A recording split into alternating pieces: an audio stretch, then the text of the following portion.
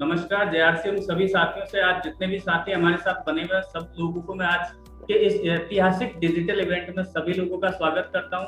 और साथियों, आज मैं बताना चाहता हूं कि आज का जो दिन है हमारे लिए बहुत ही ऐतिहासिक और एक खास होने वाला है, क्योंकि आज हम एक ऐसी शख्सियत से मिलने वाले हैं कि जो कि हमारे बीच में हमेशा से इस तरह से आते हैं कि हमें बहुत कुछ सिखा के चले जाते हैं और हमें पता भी नहीं चलता है कि किस तरह से उन्होंने हमें एजुकेट कर दिया है। तो मैं आपको बताना चाहता हूँ साथियों कि आज पूरा हिंदुस्तान जिन्हें एक रियल डायमंड के नाम से जानता है, पूरा हिंदुस्तान आज जिन्हें एक बहुत ही अच्छे ट्रेनर्स के रूप में जानता है, आज पूरा हिंदुस्तान उन्हें जानता है कि किस तरह से नेटवर्क इंडस्ट्री के लिए उन्होंने एक बहुत बड़ा कदम उठाते हुए जितनी भी नेटवर्क इंडस्ट्री के बड़े बड़े दिग्गज हैं उनको एक प्लेटफॉर्म पे लेके आए हैं। तो ये सारी चीजें उन्होंने अपने इस नेटवर्क इंडस्ट्री के अंदर काम करते हुए की है साथियों। और वो सारी की सारी चीजें आज हमें इस नेटवर्क इंडस्ट्री में किस तरह से हम लोग आगे बढ़े, किस तरह से हमारे लिए नेटवर्क इंडस्ट्री सफलताओं के द्वार खोल सकती है, और किस तरह से हम अपने आप को अगर इस नेटवर्क इंडस्ट्री में बड़े सपनों के साथ लेके आते हैं तो किस तरह से उन सपनों को पूरा करते हुए वो सारी चीजें हम पा सकते हैं जो कि हमारे गोल है, जो कि हमारे लक्ष्य हैं।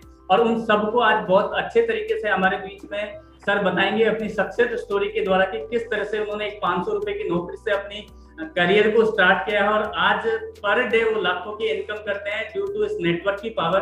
तो हमें समझना पड़ेगा कि नेटवर्क इंडस्ट्री में आके और इस आरसिम बिजनेस के अंदर अगर हमें एज अ डायरेक्ट सेलर काम कर रहे हैं तो हमारे सपने हमारे लिए किस तरह से काम करते हैं, हम इन सपनों को किस तरह से जी सकते हैं और किस तरह से उनको हम पूरा कर सकते हैं। तो वो सारी जानकारियां आज हमें मिलेगी और बहुत सारी ऐसी चीजें हमारी लाइफ में होने वाली है जिनको हम सीख कर समझ करके अपने आप को भी उस मुकाम पर देख सकते हैं जहां पे कि आज सर हैं। क्योंकि एक चीज कही जाती है कि अगर हम सफल लोगों की संगत में हैं, अगर हम उनको सुनते हैं, उनको फॉलो करते हैं, तो कहीं ना कहीं हम भी उनके जैसे बन जाते हैं। तो आज हमारे पास में पूरे हिंदुस्तान के जितने भी डायरेक्ट सेलर हमारे साथ बने हुए हैं उनके लिए बहुत ही अच्छा मौका है कि हम अपने आप को एक ऐसी शख्सियत की लाइफ स्टोरी को सुनने के लिए तैयार करें और अपनी पूरी टीम के जितने भी लोग हैं उनको इस प्रोग्राम का हिस्सा बनाएं, ताकि हम उन लोगों को ये बता सकें कि वाकई में जब नेटवर्क इंडस्ट्री में एक विजन के साथ में और एक सच्ची लगन के साथ में आप एक कंसिस्टेंसी वे में काम करते हैं तो किसी भी अचीवमेंट्स को आप हासिल कर सकते हैं और पूरी दुनिया को ये दिखा सकते हैं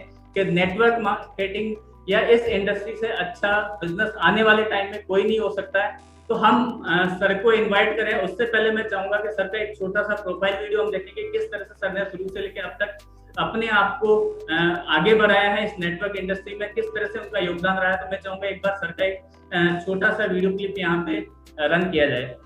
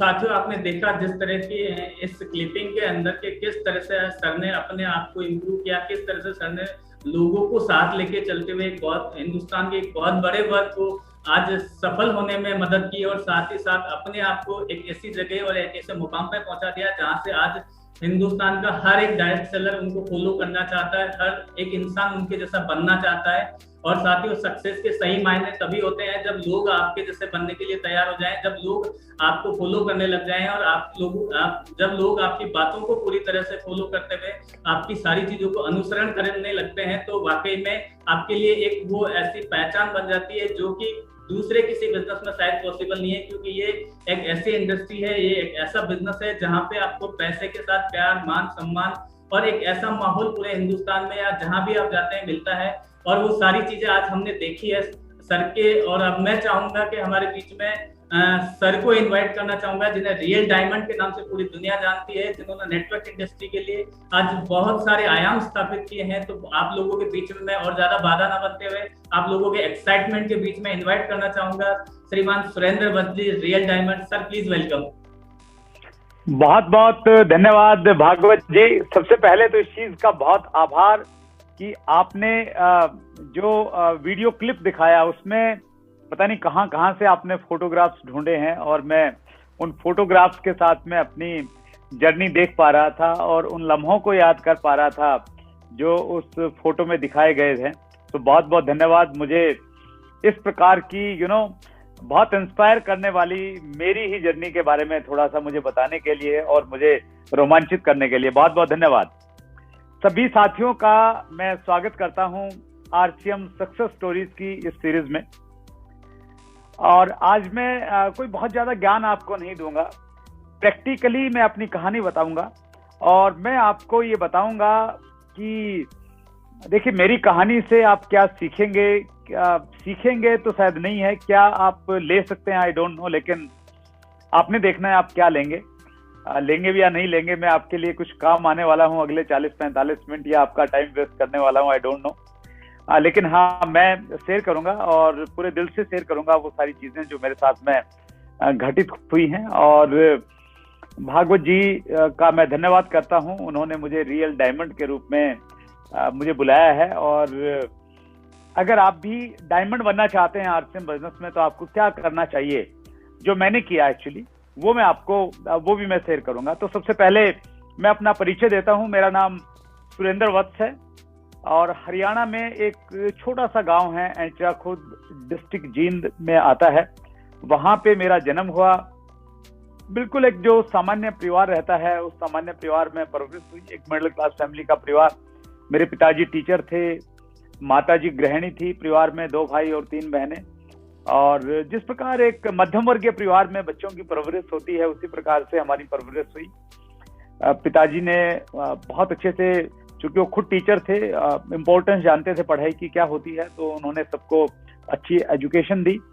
मैंने 1996 में दिल्ली यूनिवर्सिटी से पोस्ट ग्रेजुएशन किया, बीएड किया राष्ट्रीय संस्कृत संस्थान से, और उसके बाद एक प्राइवेट टीचर के रूप में मैंने अपना करियर स्टार्ट किया, जहां पे मेरी 1 महीने की तनख्वाह मात्र 500 रुपया थी। 1 साल नौकरी की प्राइवेट स्कूल में, और 1 साल नौकरी करने के बाद एक बात मेरी समझ में बहुत अच्छे से आ गई, अगर मैंने कुछ बड़ा करना है, अपने सपनों को पूरे करना है, तो नौकरी से मेरे सपने पूरे नहीं हो सकते। मेरे सपनों की शुरुआत हुई जब मैं दिल्ली यूनिवर्सिटी में पढ़ रहा था एमए में। तो हालांकि कॉलेज हम लोग बहुत ज्यादा नहीं जाते थे, लेकिन जब भी जाते थे जो कॉलेज का माहौल था, यूनिवर्सिटी का जो माहौल था, तो वो बहुत मुझे अट्रैक्ट करता था। उस समय जो अच्छे घरों के बच्चे थे वो अपनी गाड़ियों से आते थे, तो वैसे लाइफस्टाइल को देख के मैं बहुत रोमांचित हुआ और मुझे लगा कि ये इस प्रकार का लाइफस्टाइल मुझे भी चाहिए। तो 1 साल नौकरी की, और 1 साल नौकरी करने के बाद जब लगा कि जो मैंने देखा था वो तो सब यहाँ पे संभव नहीं है, नौकरी में नौकरी की अपनी लिमिटेशंस रहती हैं, हम सबको मालूम। मैंने बड़ी नजदीक से वो चीज इसलिए भी देखी थी क्योंकि हमारे परिवार में मैक्सिमम लोग नौकरी पे हैं। तो किस प्रकार की स्थितियां होती हैं, किस प्रकार से चीजें आगे बढ़ती हैं, वो मुझे बहुत अच्छे से मालूम था। बिजनेस करना चाहता था, बिजनेस की कोई बैकग्राउंड नहीं थी, बस एक काम किया, गांव छोड़ के मैं शहर में चला गया। मेरे मामा जी वहां पे एक कॉन्ट्रैक्टर थे, उनके साथ मैंने कुछ दिनों तक काम किया। और उसके बाद में वहीं पे रहते हुए मैंने केबल टीवी का एक नया बिजनेस उन दिनों स्टार्ट हुआ था। एज ए केबल ऑपरेटर मैंने केबल टीवी का बिजनेस शुरू किया। एक डिश एंटीना लगाते थे हम उस समय, 4x4 फुट की एक डिश एंटीना होती थी और उसमें 4 या 5 चैनल चलते थे। वीसीआर होता था उन दिनों, एक मूवी दिखा लेते थे और 150 रुपए एक घर से हमें मिलते थे। काफी अच्छा बिजनेस था, प्रॉफिटेबल बिजनेस था उन दिनों में केबल टीवी का बिजनेस। तो मैंने उस केबल टीवी के बिजनेस को किया और बहुत मेहनत की। वो टेक्निकल काम था और टेक्निकल चीजों की तो मैंने पढ़ाई नहीं की थी, लेकिन जब आप कुछ करना चाहते हैं तो आप सारी की सारी चीजें सीख जाते हैं। तो उस काम को मैंने सीखा और उसमें एक अच्छी इनकम मैं प्राप्त करना शुरू कर दी और एक अच्छा नाम भी मेरा हो गया शहर में। जो हमारे केबल ऑपरेटर्स थे उनमें नाम हुआ। फिर हमने मिलके हम सब लोगों ने एक बड़ा सिस्टम लगाया जिसको हम लोग कंट्रोल रूम बोलते थे। एक कंट्रोल रूम बनाया और वहां से जितने भी शहर में केबल ऑपरेटर थे उन सब ने वहां से लाइनें गई उन सबके पास में। तो वो सब मैं कर रहा था केबल टीवी के बिजनेस में।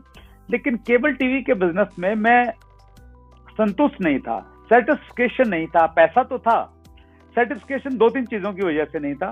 एक वजह तो ये थी कि वहां पे टाइम फ्रीडम बिल्कुल भी नहीं थी। बहुत सारा समय देना पड़ता था। दिन में तो हम काम करते ही करते थे, रात में भी अक्सर काम करना पड़ता था। रात में कोई रोड के ऊपर में वायर बिछानी है तो वो रात में काम करना होता था। रात में अगर क्रिकेट का मैच चल रहा है तो लोग बहुत दीवाने थे मैच के, रात में ही उनका केबल खराब हो गया तो उनको रात में ही ठीक करके देना पड़ता था। तो उस प्रकार की सिचुएशन थी। तो एक तो टाइम फ्रीडम वहां बिल्कुल भी नहीं थी। और दूसरी प्रॉब्लम ये थी कि केबल टीवी के बिजनेस में एक रिकॉग्निशन नहीं था उस प्रकार का जिस प्रकार का रिकॉग्निशन मैं चाहता था। केबल टीवी के बिजनेस में जब मैं उस एरिया से गुजरता था जहां मेरे केबल के कनेक्शन थे तो लोग मुझे मेरे नाम से नहीं बुलाते थे, अपितु ये कहते थे केबल वाले इधर आना। और ये चीज मुझे बहुत तकलीफ देती थी, बहुत मुझे दुखती थी ये चीज। हर आदमी ये चाहता है कि उसको उसके नाम से और सम्मान के साथ में बुलाया जाए। मुंशी प्रेमचंद जी ने लिखा है कि मानव की विलासा है कि उसका नाम सफेद कागज पे काले अक्षरों में लिखा जाए और दुनिया उसको पढ़े। हर आदमी चाहता है कि उसके नाम से उसको बुलाया जाए, उसको रिकॉग्निशन मिले, लेकिन ये वहां पे था नहीं। तो ये भी एक कहीं ना कहीं मेरा एक कारण था जिसकी वजह से मैं केबल टीवी के बिजनेस से सेटिस्फाई नहीं था। और हमने वो कहावत सुनी है प्यासे कब्बे वाली, और उस कहानी का मोरल ये था, where there is will there is way. जहां चाहत होती है वहां पे रास्ते निकल आते हैं। और उन्हीं दिनों जब ये सब मेरे दिमाग में चल रहा था कि कुछ और करना है, उन्हीं दिनों मेरे एक नजदीकी दोस्त ने मुझे कॉल किया और अपने घर पे बुलाया। और जब मैं उनके घर पे गया, वहां पे जाने के बाद में मुझे पहली बार RCM ये 3 शब्द मुझे पहली बार एक होम मीटिंग में सुनने को मिले। और मार्केटिंग प्लान दिखाया गया। उस समय RCM बिजनेस में बहुत ज्यादा कपड़े नहीं होते थे, तो बताया गया कि भाई ये एक बिजनेस है और इसमें 1500 रुपए के आपने कपड़े खरीदने हैं और आप बहुत बड़ा बिजनेस कर सकते हैं, 1000 रुपए महीना की इनकम आपको मिलेगी। तो मेरे बहुत सारे प्रश्न थे। मेरा सबसे पहला प्रश्न ये था कि जब RCM बिजनेस में पैसा नहीं लगता, कोई इन्वेस्टमेंट नहीं है, तो फिर पैसा आएगा कहाँ से और ये बड़ा बिजनेस कैसे हो सकता है? बड़े बिजनेस में तो बहुत सारा पैसा लगाना पड़ता है। ये मेरा पहला प्रश्न था। और उसके बाद भी बहुत सारी चीजें थी। मुझे लगता नहीं था कहीं दूर तक, क्योंकि मैं डायरेक्ट सेलिंग के बारे में बहुत ज्यादा कुछ नहीं जानता था। लेकिन फिर भी अपने दोस्त को खुश करने के लिए, ओबलाइज करने के लिए मैंने RCM बिजनेस को ज्वाइन किया। और चाइना में कहावत है कि 10 लोग मिलके जबरदस्ती करके एक घोड़े को पकड़ के तालाब के किनारे लेके जा सकते हैं, लेकिन 10 लोग जबरदस्ती करके घोड़े को पानी नहीं पिला सकते। और ये कहावत मनुष्यों पे भी निर्भर करती है कि कोई जबरदस्ती हमें कुछ भी काम करवाने की कोशिश कर सकता है, लेकिन जब तक हमारी इच्छा नहीं होगी तो हम नहीं करेंगे। तो RCM बिजनेस में भी वही लागू होती है। आप किसी से जबरदस्ती नहीं करवा सकते, कोई दूसरा आपसे जबरदस्ती नहीं करवा सकता। जब हमारी इच्छा होती है तभी चीजें घटित होने लग जाती हैं। तो शुरुआत के 3 महीने तक मैं बहुत ज्यादा सीरियस नहीं था RCM बिजनेस को लेके, लेकिन 3 महीने के बाद मेरी अपलाइन ने जो सबसे अच्छा काम किया वो ये किया, वो जबरदस्ती करके मुझे एक मीटिंग में लेके गए। और जब मैंने RCM बिजनेस की एक बड़ी मीटिंग देखी, जहां मैंने बहुत सारे लोगों को अपने बारे में बातचीत करते हुए देखा, अपनी इनकम के बारे में बताते हुए देखा, और वहां के माहौल ने मुझे बहुत मोटिवेट किया और पहली बार मुझे ऐसा लगा कि मुझे आरसीएम बिजनेस करना चाहिए, और वो एक मीटिंग मेरी जिंदगी का टर्निंग पॉइंट बन गई है। उसी प्रकार से मेरा ये मानना है कि एक छोटी सी घटना आपकी जिंदगी को बदल देती है। आरसीएम बिजनेस में जितने भी कामयाब लीडर्स हैं, उन सभी लीडर्स की कहानी को जो आप नजदीक से जानेंगे तो उसमें ये जरूर पाएंगे कि कोई ना कोई एक मीटिंग या कोई ना कोई एक घटना थी जो उनकी जिंदगी का टर्निंग पॉइंट बना। और मेरा ये मानना है कि आज आप इस प्रोग्राम को देख रहे हैं, इस वीडियो को देख रहे हैं, आज आपका ये वीडियो देखना आपकी जिंदगी का टर्निंग पॉइंट हो सकता है। और हो सकता है आज के बाद आप आरसीएम बिजनेस को उस प्रकार सीरियस लेना स्टार्ट कर दें जिस प्रकार मैंने एक मीटिंग देखी थी, और मीटिंग देखने के बाद मैंने आरसीएम बिजनेस को सीरियसली लेना स्टार्ट कर दिया था। वहां से मेरी रियल आरसीएम बिजनेस की स्टार्ट हुई। जितना आसान मैंने सोचा था कि आरसीएम बिजनेस इतना आसान है, आराम से ये हो जाएगा, कपड़ा ही तो देना है अपने जानकार लोगों को, जिसको भी बोलेंगे ले ही लेंगे, इसमें क्या बात है। लेकिन ये उतना आसान मुझे लगा नहीं। मैं बहुत एक्साइटेड था आरसीएम बिजनेस में, लेकिन मेरी एक समस्या ये थी, जब मैंने काम करना स्टार्ट किया ना, तो मैंने ये पाया है मैं इस बिजनेस में बिल्कुल फिट नहीं हूँ।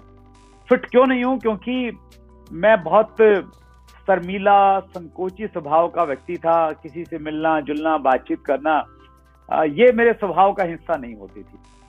मुझे याद है शुरुआत के दिनों में मैं बहुत एक्साइटेड होकर किसी के पास में मिलने के लिए जाता था, और ये सोच के जाता था कि उसको प्लान दिखाऊंगा, ज्वाइन करवाऊंगा और उसके 10 लोगों से और मिलूंगा। लेकिन वहां पे जाने के बाद में चाय पी के मैं वापस आ जाता था। प्लान दिखाने के लिए, बातचीत करने की मेरी हिम्मत नहीं होती। लेकिन मुझे लगने लग गया था कि ये बिजनेस आने वाले समय में बिजनेस चलेगा, क्योंकि मार्केटिंग प्लान में जब तरीका बताते थे कि ट्रेडिशनल मार्केटिंग में हमारा बहुत सारा पैसा एडवर्टाइजमेंट और मिडिल मैन के पास में चला जाता है, और आरसीएम बिजनेस में वही पैसा हम लोगों में डिस्ट्रीब्यूट हो जाता है। तो ये चीज मुझे बहुत मोटिवेट करती थी, और मुझे लगता था कि आने वाले समय में ये जो कॉन्सेप्ट है ये बहुत तेजी के साथ में काम करेगा। धीरे धीरे मैंने इस बिजनेस को सीखना स्टार्ट किया, सीखता चला गया, और सीखते सीखते मीटिंग अटेंड करते करते मुझे इस बिजनेस में मजा आने लग गया। पैसा तो बहुत नहीं आ रहा था, लेकिन मजा आने लग गया शुरुआत में। और मैं अगर आप लोगों से ये पूछूं कि कितने लोग हैं जिनको आरसीएम बिजनेस करते हुए मजा आ रहा है, तो शायद बहुत सारे लोग यस बोलेंगे कि यस, हमें भी मजा आ रहा है, हमें भी मजा आ रहा है। आरसीएम बिजनेस में पहले मजा आता है और उसके बाद में पैसा आता है, या मैं यूं कहूं कि जिसको जितना ज्यादा मजा आता है काम करने में, उतना ज्यादा पैसा उसके पास में आरसीएम बिजनेस देना स्टार्ट करता है। तो शायद वो कोई गलत बात नहीं होगी। तो मुझे पैसा नहीं आ रहा था, मुझे मजा आ रहा था, अच्छा लगता था लोगों से मिलके, बातचीत करके, और मैं इस बिजनेस में लगातार चलता चला गया। देखिए, जिंदगी में अगर हमें बहुत सारा पैसा कमाना है और बहुत आनंद के साथ में कमाना है, तो आप डॉक्टर जितेन आडिया की एक बातचीत याद रखिए। डॉक्टर जितेन आडिया एक बहुत बड़ी पर्सनैलिटी हैं, गुजरात से हैं, माइंड पावर के ट्रेनर हैं, और मुझे मौका मिला उनके साथ में बातचीत करने का, उनका इंटरव्यू मैंने लिया। तो डॉक्टर जितेन आडिया बड़ी अच्छी बात कहते हैं। वो कहते हैं कि आपने जिंदगी को जीना है, जिंदगी को जीना है, जिंदगी में मजे करने हैं, तो आप अपने प्रोफेशन को अपना पैशन बना लीजिए। आपका जो प्रोफेशन है, यानी आपका जो काम धंधा, जो भी आप करते हैं, उस काम को डूब के कीजिए, उसमें खो जाइए।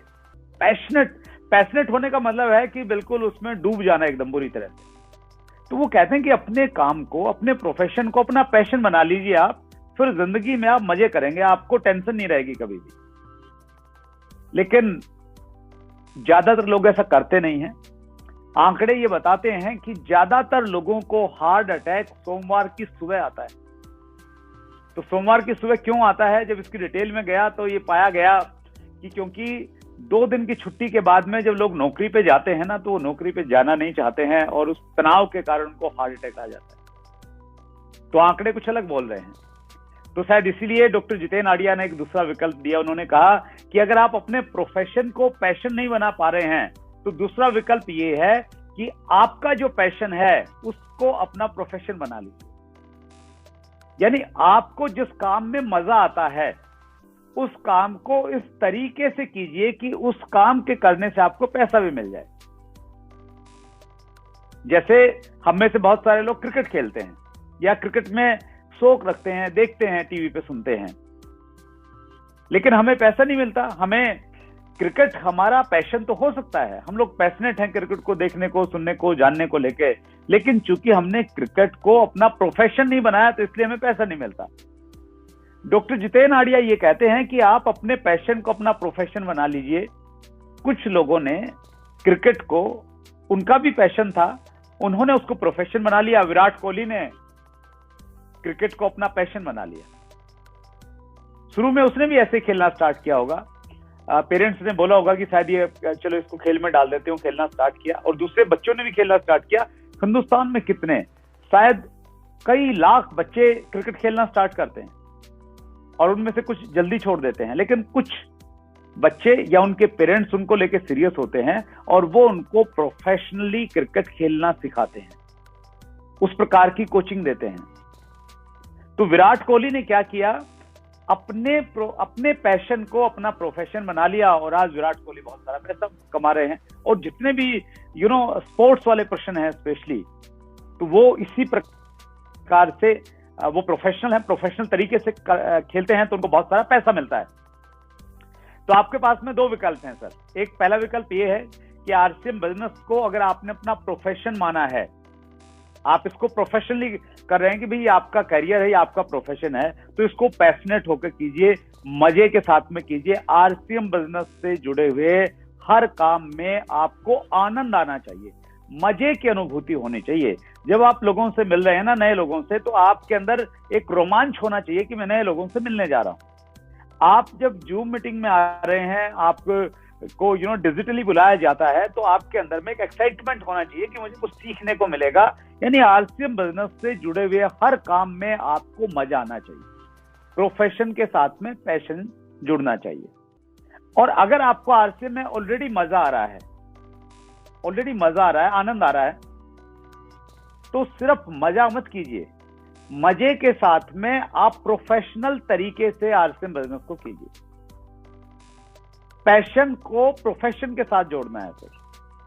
प्रोफेशन का मतलब क्या हुआ, आपको मजा तो आ रहा है, पैसा नहीं आ रहा लेकिन मजा आ रहा है, तो आप प्रोफेशनल ढंग से कीजिए। प्रोफेशनल ढंग का मतलब यह है कि जिस प्रकार एक प्रोफेशनल व्यक्ति नामों की सूची बनाता है, अपने जानकार लोगों के नाम लिखता है जिनको वो प्रोडक्ट सेल करेगा या अपने बिजनेस में उनको शामिल करेगा, उस प्रकार से सूची बनाइए, प्रॉपर डायरी में या एक्सेल पे बनाइए, और प्रोफेशनल व्यक्ति की तरह से उनसे कांटेक्ट कीजिए, उनसे बातचीत कीजिए, अपॉइंटमेंट लीजिए प्रॉपर वे में, और अपॉइंटमेंट लेने के बाद में प्रॉपर वे में एक प्रोफेशनल व्यक्ति की तरह आपके पास में एक बिजनेस किट होना चाहिए जिसमें सारे के सारे टेस्टिमोनियल हो, प्रोडक्ट हो, लिटरेचर हो, बॉडी स्कैनर की मशीन हो आपके पास में। वो प्रॉपर किट के साथ में जाके आप प्लान प्रेजेंटेशन दीजिए, बॉडी चेकअप कीजिए सामने वाले व्यक्ति का, और प्रॉपर तरीके से आप क्लोजिंग कीजिए।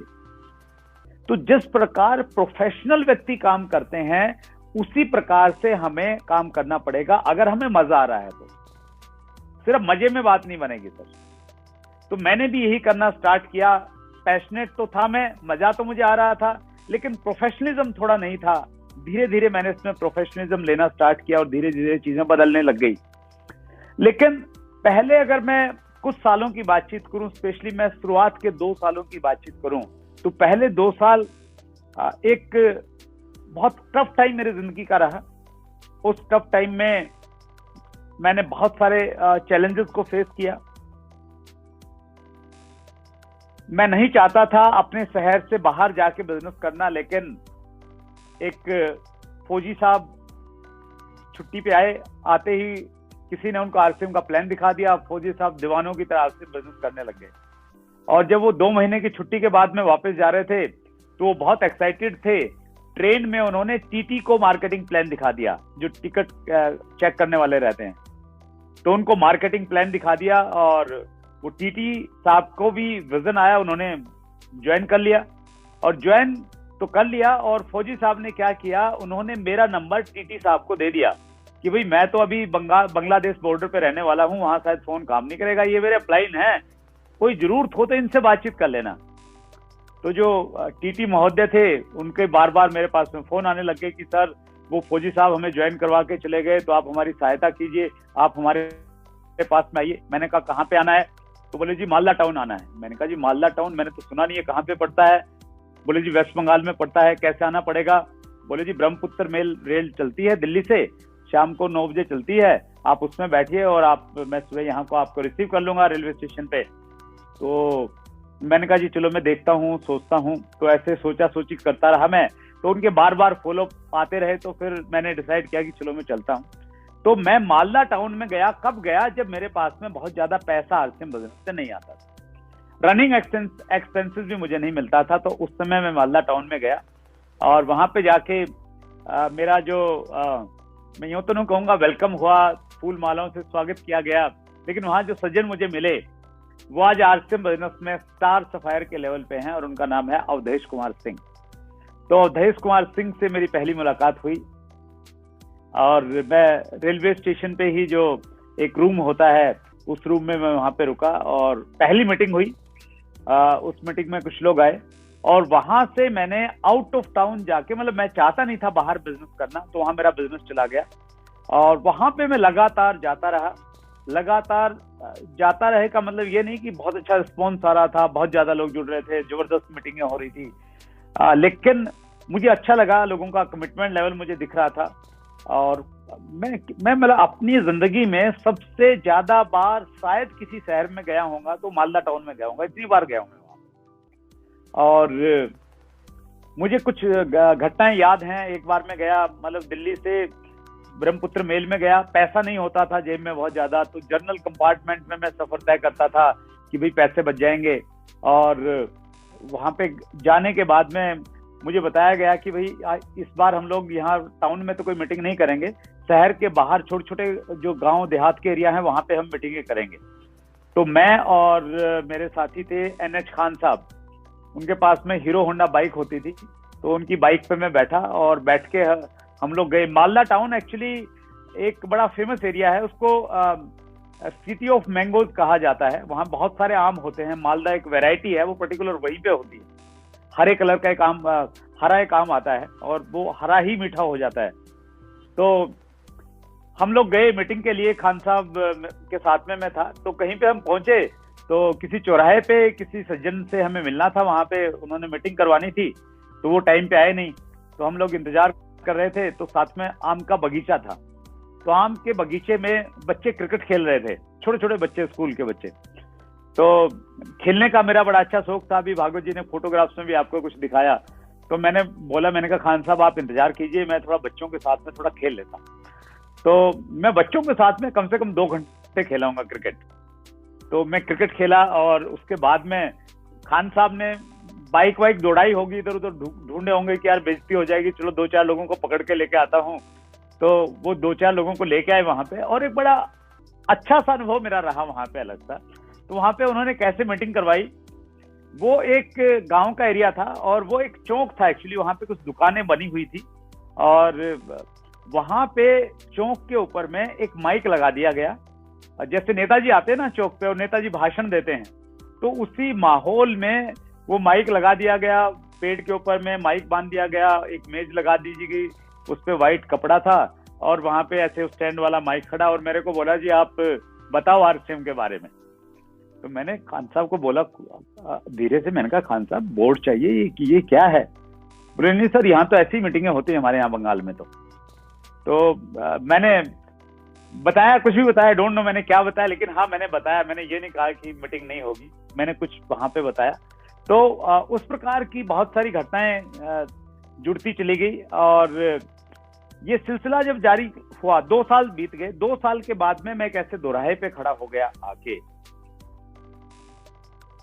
मैंने जब हिसाब किताब लगाया 2 साल का, तो हिसाब किताब में मैंने ये पाया कि मैं 2 लाख रुपए का कर्जदार बन गया हूं। मैंने 2 लाख रुपया फाइनेंस लिया हुआ है किसी फाइनेंसर से, और उसका मुझे हर महीने ब्याज भी देना होता है।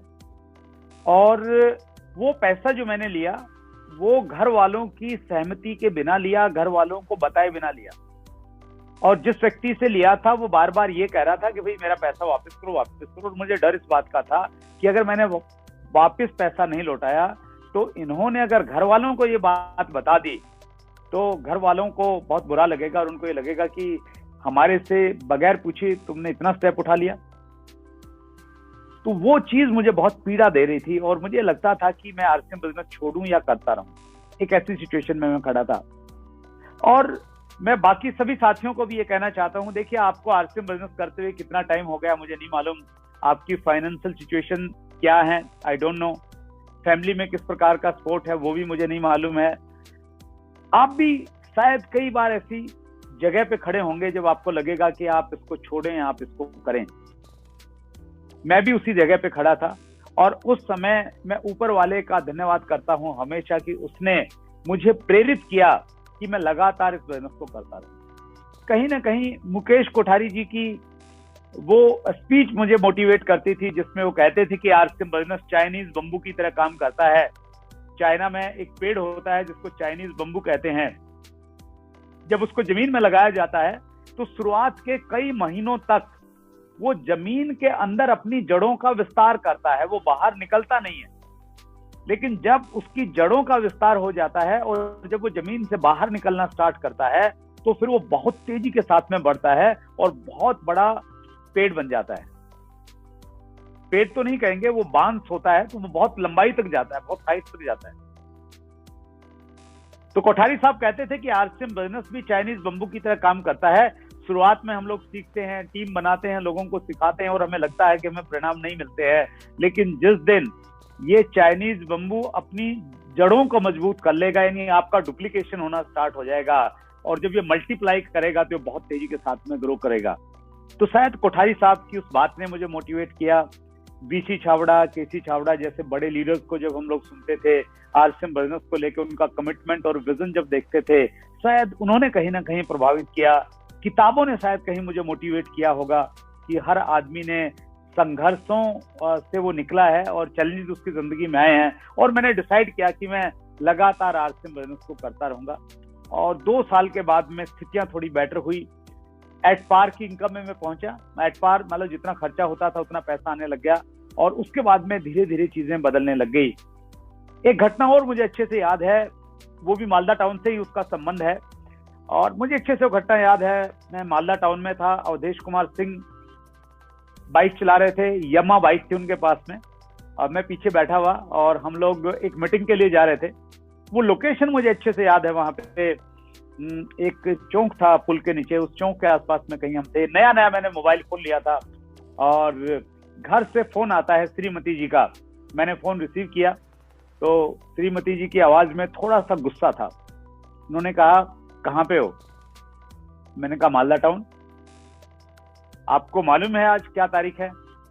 मैंने कहा हाँ मालूम है, 28 नवंबर है और अभी शाम को मीटिंग होने वाली है, मीटिंग में ही जा रहे हैं हम लोग। तो उसके बाद उन्होंने थोड़ा सा निराश होकर ये बोला, आपको ये तो याद है कि आज मीटिंग है, लेकिन आप ये भूल गए आज हमारी शादी की सालगिरह है। तो उनकी बातों ने मुझे भी इमोशनल कर दिया थोड़े टाइम के लिए। मुझे लगा कि यार नहीं, इतना पागलपन तो नहीं होना चाहिए कि शादी की सालगिरह जैसी जो इम्पोर्टेंट चीज है वो भी मुझे याद नहीं रही। मैं इतना तो मतलब मैं इतना पागल हो गया क्या आरसीएम बिजनेस में। लेकिन मैंने अपने आप को थोड़ा संभाला और मैंने उनको कहा कि थोड़ा टाइम और रुक जाओ, जिस दिन 5 साल हो जाएंगे ना पूरे आरसीएम बिजनेस करते हुए, उस दिन हम लोग शादी का केक काटेंगे और छोटी मोटी जगह नहीं काटेंगे, ताज होटल में काटेंगे। मुझे नहीं मालूम था ताज होटल कैसा होता है, ताज का बस नाम सुना था कि ताज होटल में केक काटेंगे। और जिस दिन 5 साल हो गए थे, कॉन्शियसली 5 साल के बाद में मैं और सुदेश हम लोग गोवा गए और गोवा के ताज होटल में हम लोगों ने केक काटा। हम लोग वहां पे रहे 4-5 दिन के लिए, बहुत एंजॉय हम लोगों ने किया। तो मैं आप सबको ये कहना चाहता हूं, आरसीएम बिजनेस में देखिए, ये बिजनेस उन लोगों का बिजनेस नहीं है जो जॉब एटीट्यूड के साथ में इस बिजनेस को करते हैं कि भाई काम किया तो जैसे नौकरी में रहता है ना कि हमने काम किया और अगले महीने तनख्वाह मिलनी चाहिए, और नहीं मिली तो फिर 1-2 महीना भी लेट हो गया तो हम लोग कंपनी छोड़ने के लिए तैयार हो जाते हैं। तो आरसीएम बिजनेस उन लोगों के लिए डिजाइन किया गया है जो लोग विजन के साथ में काम कर सकते हैं। यानी आज काम करेंगे, लेकिन आज काम करने का फायदा 1 साल, 2 साल, 5 साल बाद उनको क्या मिल सकता है, इस सोच के साथ जो लोग काम करेंगे उनके लिए बिजनेस डिजाइन किया गया है। क्योंकि ये फ्यूचर का बिजनेस है, ये भविष्य का बिजनेस है। वर्ल्ड फेडरेशन डायरेक्ट सेलिंग की रिपोर्ट्स ये कह रही हैं कि आने वाले समय में डायरेक्ट सेलिंग में हिंदुस्तान जो है लीड करेगा दुनिया को। जो डाटाज हैं, जो CAGR है हिंदुस्तान का पिछले 3 साल का, वो 16.1% है, जो दुनिया में ऑलमोस्ट हाईएस्ट है। और उस CAGR की तहत हिंदुस्तान और दूसरे देशों ने अगर आगे इसी स्पीड में आगे बढ़े तो 2037 आते आते हिंदुस्तान दुनिया में सबसे ज्यादा डायरेक्ट सेलिंग का कारोबार करने वाला देश बन जाएगा।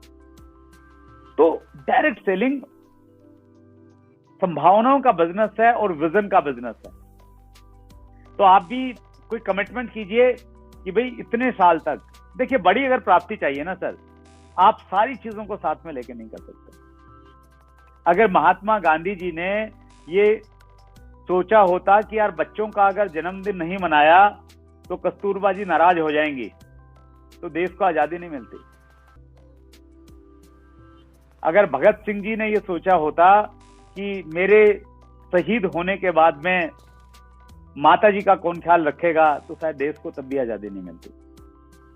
वो देश की आजादी की बातचीत हो या हमारी अपनी खुद की आजाद फाइनेंशियल फ्रीडम की बातचीत हो, तो आपको संघर्ष तो करना पड़ेगा और आपको मरने मिटने के लिए, खपने के लिए, भूलने के तैयार रहना पड़ेगा, तभी बड़ी प्राप्तियां होती हैं, हर क्षेत्र में होती हैं।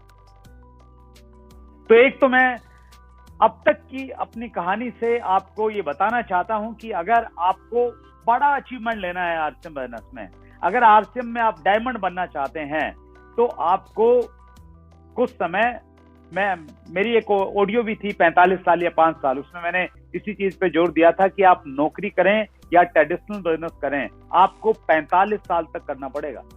और 45 साल करने के बाद में रिटायर हो जाएंगे। रिटायरमेंट का मतलब ये नहीं कि आपको फिर बहुत सारा और पैसा मिलने लग जाएगा, लेकिन आरसीएम बिजनेस को अगर आपने तरीके से, ढंग से, कमिटमेंट से 5 साल अगर कर लिया, तो 5 साल एक बार काम करने के बाद में आपकी जिंदगी एक अलग तरह की जिंदगी बन जाएगी और जिंदगी की जो जो आपके सपने हैं वो सारे पूरे होते आपके चले जाएंगे। तो आज फिर ये ऑडियो कब बनाया था? ये बॉम्बे की रिकॉर्डिंग है, शायद 2002 या 3 में, आज से 18 साल पहले शायद ये रिकॉर्ड हुई होगी ऑडियो, लेकिन आज 2021 में मैं वही बात कह रहा हूं कि अगर आपने 5 साल तक तबीयत के साथ में आरसीएम बिजनेस को दे दिया, तो आपको वो सब मिल जाएगा जो आज आप सोच सकते हैं, वो भी मिल जाएगा, और जो आज आप सोच नहीं सकते हैं वो भी मिल जाएगा। क्योंकि आज आरसीएम बिजनेस ने जो मुझे दिया है वो मैं कल्पना नहीं कर सकता था 2001 में जब मैंने आरसीएम बिजनेस को ज्वाइन किया। मुझे मालूम नहीं था कि मर्सिडीज बेंज नाम की कोई गाड़ी होती, ब्रांड होती है। हमारे वहां तो मारुति 800 होती थी बस। मारुति 800 मतलब दुनिया की सबसे बढ़िया गाड़ी। घर का मतलब पक्का घर हो, फर्श जो है वो पत्थर का हो, बस वो बढ़िया घर। तो वहां की बैकग्राउंड में आप बड़े सपने नहीं सोच सकते, लेकिन ये आरसीएम बिजनेस की खूबी है कि आरसीएम बिजनेस ने 5 साल के बाद में मेरी पूरी जिंदगी को एकदम से बदल के रख दिया था। जो चीजें मैंने सपने में भी नहीं सोची थी, वो सारी की सारी चीजें आरसीएम बिजनेस ने उस समय मुझे देना स्टार्ट कर दी थी। और अपलाइनों के आशीर्वाद से, ऊपर वाले की कृपा दृष्टि से, टीसी छाबड़ा सर के विजन की वजह से आज जिस प्रकार का लाइफस्टाइल आरसीएम के लीडर जीते हैं, स्पेशली डायमंड का जो लाइफस्टाइल होता है, वो एक अल्टीमेट लाइफस्टाइल होता है जिसको मैं एंजॉय कर रहा हूं, जहां पे आपको ना अजीब तरह का एक आनंद आता है, अलग तरह का सुकून मिलता है। मुझे अच्छे से याद है शुरुआती दिनों में क्या होता था, फंड ट्रांसफर नहीं होता था, जैसे खटाक से आपके अकाउंट में 7 तारीख को पैसा आ जाता है। उन दिनों क्या होता था, कंपनी डिमांड ड्राफ्ट बनवाती थी। जी हाँ, हम डिमांड ड्राफ्ट के जमाने के आदमी हैं। चेक इसलिए नहीं भेजती थी, लोगों को चेक पे यकीन नहीं होता था। डीडी बन के आता था 500 रुपए का भी, तो डीडी बन के आता था, डाक से लेट हो गया, बैंक में डाला, थोड़ा पैसा आने में देर हो गया, तो वो 5-7 दिन 10 दिन भी मैनेज करना मुश्किल हो जाते थे, पैसे नहीं होते थे। लेकिन आज स्थिति ये है कि बैंक में इतना पैसा आता है कंपनी से कि वो 2-3 महीने में इतना इकट्ठा हो जाता है, बैंक वाले परेशान करना शुरू कर देते हैं कि सर इतना पैसा है, इसका ये कर लो, ऐसा कर लो, वैसा कर लो। और पिछले दिनों मैंने परेशान हो कि यार इतना पैसा आता है, इस पैसे का मैं करूं क्या। मैंने एक ट्रेनिंग अटेंड की। उस ट्रेनिंग में कौन लोग जाते हैं? उस ट्रेनिंग में वो लोग जाते हैं जिनके पास में बहुत सारा पैसा और खूब सारा आता है, और वहां पे ये सिखाया जाता है कि उस पैसे को कैसे इन्वेस्ट करना चाहिए। वरुण मल्होत्रा करके एक बहुत बड़े इन्वेस्टमेंट ट्रेनर है, तो उनका मैंने भारी भरकम पैसे देके कोर्स अटेंड किया कि भैया जो पैसा आता है ना, इसको लगाने का तो तरीका होना चाहिए, मैं इस पे एनर्जी नहीं लगाना चाहिए, आए और इन्वेस्ट कर दूं तरीके से। तो मैं आपको ये कहना चाहता हूं कि आज अगर आपको इस चीज की परेशानी है कि पैसा नहीं आ रहा है या कम आ रहा है, तो एक दिन आपको इस चीज की परेशानी होगी कि इतना आ रहा है, इस पैसे का करूं क्या, क्या क्या प्लान करूं मैं इसके लिए। उतना पैसा आएगा, मैं सब कुछ भूल जाता था। मैंने बताया मैं मैरिज एनिवर्सरी भूल गया। मुझे अच्छे से याद है, बच्चों को अपना जन्मदिन बहुत प्रिय रहता है। बच्चे चाहते हैं कि उनके पेरेंट्स उनके जन्मदिन पे रहें, क्योंकि स्कूल में दूसरे बच्चों के भी जन्मदिन मनते हैं। शुरुआती दिनों में मीटिंग दे दी, अब दे दी तो दे दी, तैयारी हो रही है। आप ये थोड़ा कह सकते हैं बच्चों को कि बेटा मेरी तो नहीं, मतलब डिस्ट्रीब्यूटर को ये थोड़ा कह सकते हैं कि जी बच्चे का जन्मदिन आ गया, मैंने ध्यान नहीं दिया था तो मीटिंग कैंसिल। तो मीटिंग में तो जाना ही है। तो मैंने बच्चों को बड़े प्यार से क्या समझाता था मैं, जैसे तन्वी का बर्थडे रहता था 15 अक्टूबर का, तो मेरी 13 तारीख को जाना है तो मैं 12 तारीख को इसका जन्मदिन मना देता था। मैंने कहा बेटा हम थोड़ा अलग मनाएंगे, 15 तारीख को देखो तुम्हें एक डिश मिलेगी, छोटा गिफ्ट मिलेगा, 12 को मनाएंगे तो 12 को मैं तुम्हारे लिए 4 गिफ्ट लेके आऊंगा, तो बताओ 12 को मनवाएं या 15 को मनाएं? वो बोलते नहीं पापा 12 को मनाएंगे। मैंने कहा चलो ठीक है 12 को मनाएंगे। तो 12 को उसका जन्मदिन मना के मैं चला जाता था। तो इस प्रकार के बहुत सारे जो मौके रहते हैं हमारे, वो बहुत सेक्रीफाइस मैंने किए। लेकिन आज स्थिति ये है, सबसे पहले मैं मैरिज एनिवर्सरी की डेट जो है वो बुक करता हूँ, वो लिखता हूँ उसमें, पूरे साल का कैलेंडर में बुक है। कुछ भी कोई बड़ा इवेंट है, आना जाना कुछ नहीं है, पहले मैरिज एनिवर्सरी। 5 साल सेक्रीफाइस किया। बच्चों के बर्थडे हैं तो सबसे पहले वो नोट किए जाते हैं, उसके बाद में मीटिंग सेमिनार जो होगा वो बाद में होगा। लेकिन आप ऐसा मत करना, आप अभी 10% के लेवल पे हो और आप ये डायमंड वाला स्टाइल बनाना शुरू कर दो कि पहले तो बच्चों के बर्थडे में कोई मीटिंग नहीं करनी है, शादी से एनिवर्सरी से 3 दिन पहले 3 दिन बाद नहीं करनी है। तो वो अभी मत करना, वो आपने तब करना है जब आप 5 साल मेहनत करके उस लेवल पे पहुंच जाओ। और मैं बहुत एंजॉय कर रहा हूं सर। न केवल मात्र देखिए आरसीएम बिजनेस में जब आप डायमंड पे पहुंचेंगे, न केवल मात्र आपको बहुत सारा पैसा मिलेगा, अपितु बहुत सारे पैसे के साथ साथ में आप एक इस प्रकार की पर्सनैलिटी बन जाएंगे, इस प्रकार के आपके विचार हो जाएंगे कि आपको एक अलग तरह की खुशी महसूस होगी, लोगों के लिए कुछ करने का मन करेगा, सोसाइटी के आप काम आने के लिए कुछ ना कुछ करने का प्रयास करेंगे, आप लोगों की जिंदगी में कंट्रीब्यूट करेंगे, आपकी वजह से अगर किसी को लाभ हो जाए तो आप वो करना चाहेंगे। तो उस प्रकार की एक अलग तरह की सोच, अलग तरह की जो संतुष्टि वाला भाव है ना, फुलफिलमेंट जिसे हम लोग बोलते हैं, इनलाइटमेंट बोलते हैं इंग्लिश में, तो वो वाली फील आती है, उसको मैं एंजॉय कर रहा हूं आपसे बात करते करते। अब मुद्दे की बात मैं आपसे करता हूं, और मुद्दे की बात यह है कि एक व्यक्ति वो अगर आरसीएम का डायमंड बनना चाहता है, तो पहले तो आपको ये मालूम होना चाहिए कि डायमंड बनने के लिए कितना बिजनेस चाहिए। जी हाँ, 50 करोड़ का वॉल्यूम चाहिए, एक साल में इकट्ठा करके नहीं, एक महीने का। तो 50 करोड़ का वॉल्यूम आपको लगेगा कि जी 50 करोड़ तो बहुत ज्यादा है, कैसे करेंगे? तो आप ये मान लीजिए कि 50 करोड़ हो सकता है, क्योंकि आरसीएम बिजनेस में 3 डायमंड है और एक स्टार डायमंड है, उन्होंने किया तो आपका भी हो जाएगा। तो हो सकता है। कैसे होगा? मैंने क्या किया, 50 करोड़ महीने का धंधा करने के लिए, और ये बिजनेस बहुत आसान है। कॉपी कैट मार्केटिंग की किताब है वर्क हेजेस की, उसमें वो लिखते हैं कि जिंदगी में कामयाब होना बिल्कुल कॉम्प्लिकेटेड नहीं है, बहुत आसान है। बस आपको ये करना है, जिस क्षेत्र में आप कामयाब होना चाहते हैं उस क्षेत्र के कामयाब लोगों को देखिए कि वो क्या करते हैं, जैसा वो करते हैं हूबहू आप वैसा कीजिए, उनको कॉपी करना शुरू कर दीजिए। जैसे वो कपड़े पहनते हैं वैसा कपड़ा पहनिए, जैसे वो बोलते हैं वैसा बोलिए, जिन लोगों में उठते बैठते हैं वैसे उठना बैठना शुरू कर दीजिए, जो किताबें पढ़ते हैं वैसी किताबें पढ़ना शुरू कर दीजिए। एज इट इज अगर आप उनको कॉपी करेंगे तो कुछ सालों के बाद आप बिल्कुल उनके मुकाम पे पहुंच जाएंगे। और डायरेक्ट सेलिंग की तो यही खूबी है, ये डुप्लीकेशन का बिजनेस है। जो आदमी जितना ज्यादा नकलची होगा ना, जितना ज्यादा नकलची होगा, कॉपी करने में मास्टर होगा, वो उतना जल्दी इस बिजनेस में कामयाब हो जाएगा। और कॉपी करने में थोड़ी सी कॉमन सेंस चाहिए। कई बार जिस आदमी की आप कॉपी कर रहे होते हैं तो उसकी अगर कुछ एक आध अगर वीकनेस है तो वो भी आप कॉपी कर लेते हैं, तो वो थोड़ा सा आपको थोड़ा सा कॉमन सेंस की आपको जरूरत पड़ेगी कहीं ना कहीं। तो राइट, मैंने क्या किया, कुछ पॉइंट्स मैं आपके साथ में शेयर करना चाहता हूं। पहला काम मैंने ये किया कि आरसीएम बिजनेस को अपनी टॉप प्रायोरिटी पे रखा। तो इसको पॉइंट को मैं दूंगा, पहला पॉइंट बोलूंगा टॉप प्रायोरिटी।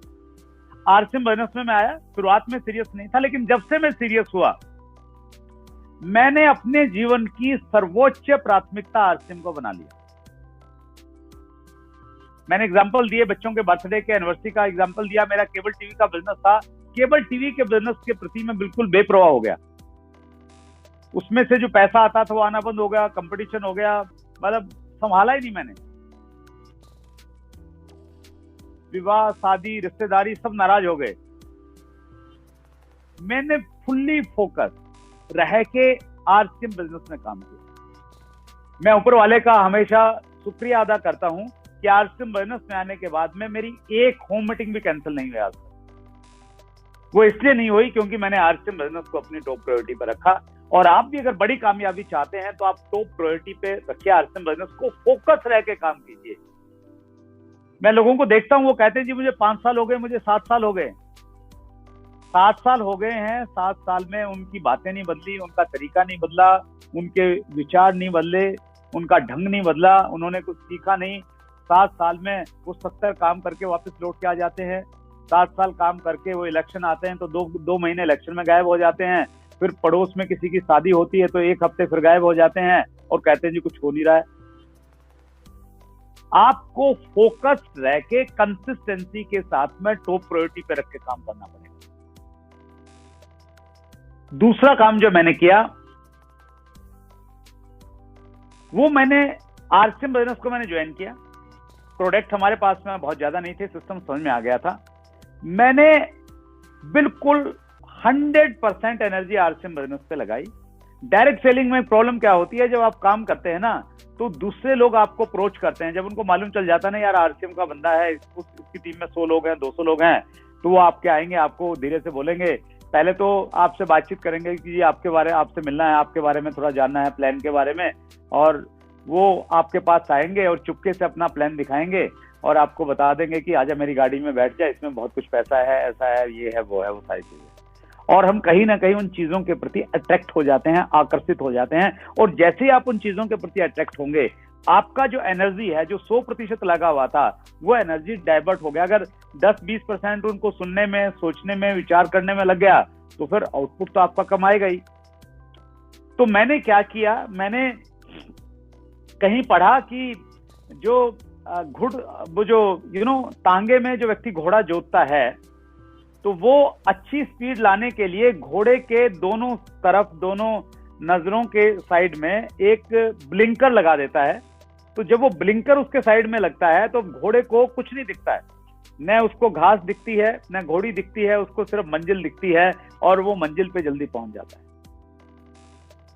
कोई भी व्यक्ति मेरे पास में, पहली बात तो ये कि मेरी कमिटमेंट को देख के, मेरे पागलपन को देख के कोई व्यक्ति मेरे पास में आया नहीं कि वो प्लान दिखाने के लिए आए। और एकाध अगर कोई आ भी गया होगा तो मैंने बड़ी विनम्रता के साथ में उसको नमस्ते किया। मैंने कहा भाई साहब, आपकी कंपनी मान लिया बहुत बढ़िया है, आपका प्लान बहुत बढ़िया है, आपके प्रोडक्ट मतलब जो है ना वो आसमान से आए हैं, इससे बढ़िया कुछ है नहीं, लेकिन मैं आरसीएम बिजनेस को लेके कमिटेड हूं और मेरा कमिटमेंट है कि मैं जिंदगी भर आरसीएम करूंगा, इस कमिटमेंट के साथ में आया हूं, प्लीज मेरा कमिटमेंट मत तोड़िए। तो आदमी ने फिर मेरे से बातचीत नहीं की। और जब आप थोड़ा सा, आपके मन में कुछ लालच रहेगा, कुछ देख लूंगा, कर लूंगा, चलो सीख लूंगा, चलो एक आईडी तो लगा ही दूंगा, फिर कैसे कामयाबी? हमने सुना है ना, अगर आप 2 नाव में पैर रखेंगे तो डूबना तय है। तो यहां भी आप फोकस रह के काम कीजिए। देखिए आज हम डिजिटल युग में जी रहे हैं। डिजिटल युग में बहुत सारी कंपनियां हैं, बहुत सारे प्लान भी आपको दिखते हैं। कुछ लोग प्रोस्पेक्टिंग करेंगे, आपके पास में आएंगे। लेकिन आप अगर बिल्कुल फोकस्ड हैं, ब्लिंकर्स लगा रखे हैं आपने, कुछ दिखता नहीं है, 100% एनर्जी आप आरसीएम बिजनेस पे लगाएंगे, तो फिर अगर अब तक आपके पास में परिणाम नहीं है, तो आप इस प्रकार से काम करके देखिए, आपके पास में चमत्कारिक परिणाम आएंगे। मैं एग्जांपल आपके सामने हूं, मैंने ऐसा किया। तीसरा काम मैंने किया, लर्निंग एटीट्यूड। हमेशा सीखने के लिए तैयार रहा, हमेशा, ऑलवेज, आज भी हूं। मुकेश कोठारी जी कहते हैं कि अगर आप सीखना नहीं चाहते हैं, if you don't have a learning attitude, कोई भी नहीं सिखा सकता। हार्वर्ड यूनिवर्सिटी का प्रोफेसर भी आपको कुछ नहीं सिखा सकता। और अगर आप सीखना चाहते हैं, तो नाली में पड़ा हुआ शराबी और एक छोटा सा बच्चा आपको बहुत कुछ सिखा सकता है। वो नजरिया होना चाहिए सीखने में। मैंने बहुत सीखा, मैंने बहुत सारी किताबें पढ़ी, मैंने मीटिंग सेमिनार में जब मैं जाता था ना, आज भी उसको मैं आज भी फॉलो करता हूं।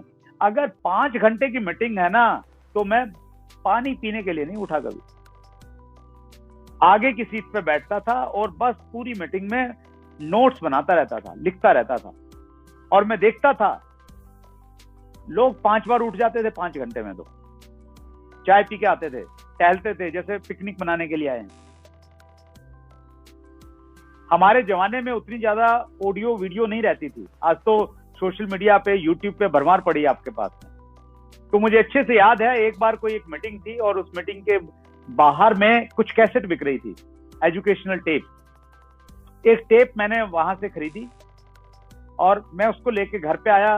रात को शायद 2 बजे पहुंचाऊंगा मैं। 2 बजे पहुंचने के बाद घर पे टेप रिकॉर्ड था। मैंने उस टेप रिकॉर्ड में टेप को लगाया, मुझे नींद नहीं आ रही थी। उस टेप को मैंने पूरा सुना, कंप्लीट सुना। सुनने के बाद में सोया, मुझे ये था कि मैंने सीखना इसमें है क्या, वो वाला पागलपन। जब मेरे पास में बहुत सारा पैसा नहीं था, उस समय मैंने ट्रेनिंग के ऊपर में बहुत खर्च किया। शिव खेड़ा जी का एक ट्रेनिंग प्रोग्राम था, जिसकी शायद 50,000 रुपए के लगभग फीस थी। 4 दिन का एक वर्कशॉप था, वो मैंने अटेंड किया। तो लर्निंग को लेके आप इन्वेस्टमेंट भी उस पर कीजिए और सीखने के लिए आप हमेशा तैयार रहिए। सीखना बंद तो जीतना बंद। और जब भी आप सीखें, किसी से भी सीखें, उसका एक ही मंत्र है, बिल्कुल अज्ञानी बन के सीखें। आपका रुतबा, आपकी पेन वेन सब साइड में रख के तब सीखने के एटीट्यूड से बैठिए, किसी के भी सामने जब आप बैठे। सुकरात की एक बहुत अच्छी कोटेशन है। सुकरात ने कहा, आपको मालूम है कि सुकरात यूनान के रहने वाले थे। तो सुकरात ने कहा कि मेरे को छोड़ के सारा यूनान, मेरे को छोड़ के सभी यूनानी मूर्ख हैं। क्या कहा? मेरे को छोड़ के सभी यूनानी मूर्ख हैं, क्योंकि केवल मैं ये जानता हूं कि मैं कुछ नहीं जानता। आपको भी ऐसा लगना चाहिए कि आपको कुछ नहीं आता, अज्ञानी हैं आप, तभी आप सीख पाएंगे। अदरवाइज तो आपकी ईगो सामने आ जाएगी, आपकी पिन सामने आ जाएगी, आपकी उम्र के स्पेस बाल सामने आ जाएंगे, आपका बैंक बैलेंस सामने आ जाएगा। सो लर्निंग एटीट्यूड रखिए, हर व्यक्ति से कुछ ना कुछ सीखिए। ये मैंने किया। चौथा काम मैंने क्या किया, मैंने अपने शहर से बाहर जाके बिजनेस किया, आउट ऑफ टाउन जिसे हम लोग बोलते हैं। सतीश पंडित जी ने इसके ऊपर में बहुत शानदार टेप बनाया है, आउट ऑफ टाउन ग्रुप। 2 तरीके से आप आउट ऑफ टाउन जाके काम कर सकते हैं। कई बार ये होगा कि आपकी टीम के लोग कहीं बाहर ज्वाइनिंग करवाएंगे और जब आपको वो ज्वाइनिंग मिल जाए तो आप वहां पे जाके काम करना स्टार्ट कर दीजिए। जैसे मालदा टाउन में मैं चाहता नहीं था कि मेरा बिजनेस वहां पे जाए, लेकिन मेरा बिजनेस वहां पे चला गया, तो उस बिजनेस के पीछे पीछे मैं चला गया। एक तो ये तरीका है। अगर आप बड़ा बिजनेस करना चाहते हैं, देखिए आप अपने गांव में, अपनी ढानी में बड़ा बिजनेस नहीं कर पाएंगे, अपने शहर में बड़ा बिजनेस नहीं कर पाएंगे। आपको बीज बोने पड़ेंगे दूर दूर के एरिया में। और आज हम लोग डिजिटल युग में हैं, बहुत आसान है चीजों को मैनेज करना। हमारे जमाने में तो टफ रहता था। तो आप अपने बिजनेस को थोड़ा बाहर निकालिए। मैंने मालदा टाउन में आज से 20 साल पहले जो पौधा लगाया था, आज उसके कितने सारे फ्रूट्स हैं। मालदा टाउन शहर में अगर मैं स्टार एमराल्ड से ऊपर की बातचीत करूं तो शायद दर्जनों लोग होंगे। तो बीज लगाया था तो उसके फ्रूट हैं सर। कई बार ये होगा कि आपका बिजनेस जा नहीं रहा, जिस एरिया में आप चाह रहे हैं ना लेके जाना, वहां पे कोई ज्वाइनिंग नहीं आ रही है, तो आप चाह के वहां पे जाइए कि मैंने वहां पे बिजनेस करना है। मैं ऐसे बहुत सारे एग्जांपल जानता हूं कि एक व्यक्ति ने ये कोशिश, वो ये चाहता था कि मेरा बिजनेस वहां पे हो, और वो सिंपली क्या गया, वहां पे गया, वहां पे जाके उसने रूम किराए पे ले लिया और वहां पे रहना स्टार्ट किया, लोगों से मिलना, प्रोस्पेक्टिंग करना स्टार्ट किया, और वहां उसका बिजनेस खड़ा हो गया। मैं अपना एक एग्जाम्पल देना चाहता हूं। मैं मालदा टाउन में मेरा बिजनेस गया, मैं नहीं चाहता था, लेकिन साउथ इंडिया में मैं बिजनेस करना चाहता था, क्योंकि साउथ इंडिया खाली पड़ा था जब मैंने वहां पे बिजनेस करने की शुरू की। तो मुझे कोई लिंक नहीं मिल रहा, कोई कॉन्टेक्ट नहीं मिल रहा। तो एक व्यक्ति थे जो हमारे साथ में केबल टीवी का जब हम लोग काम करते थे, वो तो केबल्स और एम्पलीफायर सप्लाई करते थे। तो मुझे मालूम चला कि उनकी ट्रांसफर हैदराबाद में हो गई है। उनका नाम था देवेंद्र अरोड़ा। तो मैंने देवेंद्र से बातचीत की, मैं वहां पे गया, और देवेंद्र का बिल्कुल इंटरेस्ट नहीं आरसीएम में काम करने में, लेकिन फिर भी मैं वहां पे गया, लगातार जाता रहा, और परिणाम ये रहा, उस समय किटें आती थी, मेरी 20 किट उधार में चली गई वहां पे, एक पैसा वापस नहीं आया, कुछ ज्वाइनिंग आई और मतलब बहुत सारा पैसा खर्च हो गया। लेकिन फिर भी मैं ये चाहता था कि साउथ में मैंने बिजनेस करना है, और ऐसे करते करते एक कॉन्टेक्ट मिला मुझे गुड़गांव में। एक मीटिंग के बाद एक व्यक्ति मिला और उसने कहा कि मैं तो बिजनेस आरसीएम नहीं कर सकता। मैंने क्यों नहीं कर सकते? बोले जी मेरी तो ट्रांसफर हो रही है, अभी बेंगलोर जा रहा हूं मैं तो 10 दिन के बाद में। मैंने कहा बेंगलोर जा रहे हैं? बोले हाँ जी बेंगलोर जा रहा हूँ, वहां तो किसी को जानता ही नहीं मैं। मैंने कहा जी बस आपने अपना वहां का लोकल नंबर मुझे दे देना है, बाकी काम मैं करूंगा। तो मेरी इच्छा थी कि वहां पे बिजनेस जाए, और ऊपर वाले की कृपा से, अपलाइन की डायरेक्शन की वजह से आज बहुत बड़ा बिजनेस हम लोग साउथ इंडिया में कर रहे हैं। तो आप भी सिर्फ अपने घर में रह के बिजनेस करने का एटीट्यूड मत रखिए। आरसीएम बिजनेस पूरे देश में फैला हुआ है, तो आप बिजनेस को बाहर फैलाइएगा तो उसके आपको मल्टीपल बेनिफिट्स होने वाले हैं। 5वां काम जो मैंने किया सर, वो किया, मैं हमेशा पॉजिटिव रहा, ऑलवेज पॉजिटिव, हर परिस्थिति में, हर हालात में, हर स्थिति में पॉजिटिव। ये गुण अगर हमारे अंदर में आ गया ना सर, हम लोग 21वीं सदी के हीरो बन जाएंगे। 2 ही गुण चाहिए 21वीं सदी के लिए, if you want to lead the century. पहला गुण, लोक व्यवहार में निपुणता, ह्यूमन बिहेवियर के मास्टर होने चाहिए। लोग किस चीज से खुश होते हैं, नाराज होते हैं, वो हो आपका आइडिया। और दूसरा, हर परिस्थिति में पॉजिटिव रहना। सुनामी अगर आ गई तो ये देख के नहीं रोना क्या खत्म हो गया, ये देख के खुश रहना कि क्या बच गया। एक्सीडेंट हो गया और एक पैर टूट गया तो रोना नहीं कि एक टूट गया, ये खुश होना कि एक तो बच गया, शुक्र है मालिक तेरा, लाख लाख शुक्र है।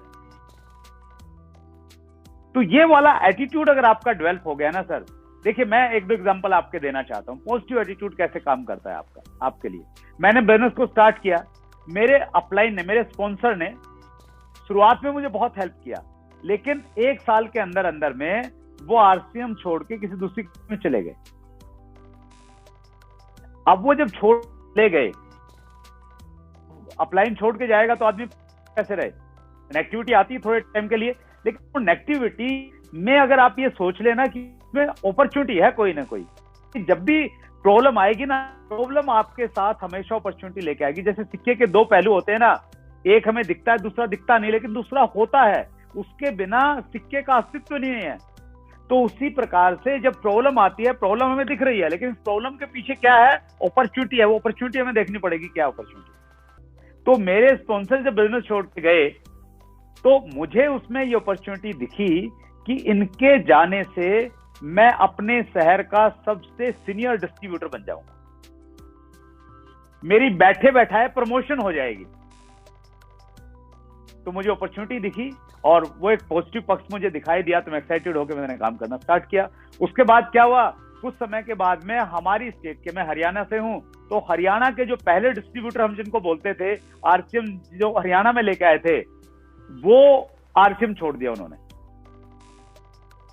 तो फिर प्रॉब्लम तो थी, लेकिन प्रॉब्लम जितनी बड़ी होगी उतनी बड़ी उसके पीछे अपॉर्चुनिटी होगी। तो अब मैंने देखा अपॉर्चुनिटी कितनी बड़ी।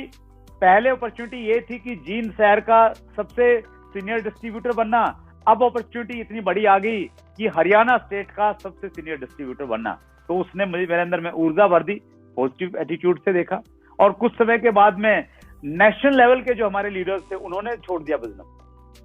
तो अब मुझे कतई देर नहीं लगी पॉजिटिव होने में। अब मुझे लगा कि प्रकृति ये कह रही है कि नेशनल लेवल पे कुछ बड़ा करना है।